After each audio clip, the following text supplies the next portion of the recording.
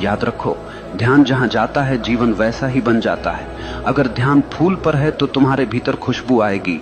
अगर ध्यान कांटे पर है तो तुम्हारे भीतर चुभन पैदा होगी।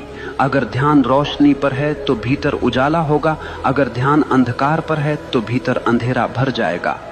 ये तुम्हारे ऊपर है कि तुम किस ओर देख रहे हो। जरा एक उदाहरण सोचो।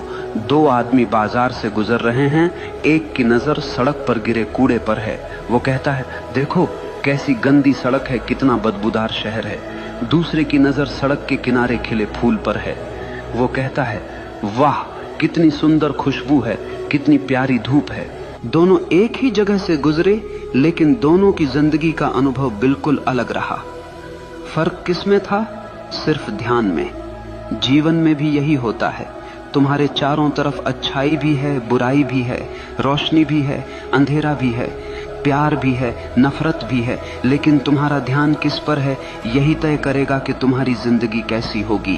अगर तुम बार बार उन्हीं लोगों की बुराई पर ध्यान लगाओगे जिन्होंने तुम्हें चोट पहुंचाई है, तो तुम धीरे धीरे उनके जैसे बन जाओगे। लेकिन अगर तुम अपना ध्यान अपने सपनों पर लगाओगे, अपनी आत्मा की भलाई पर लगाओगे, तो धीरे धीरे तुम्हारे भीतर से शक्ति फूटने लगेगी। यही कारण है कि महान लोग कभी दूसरों की आलोचना पर ध्यान नहीं देते।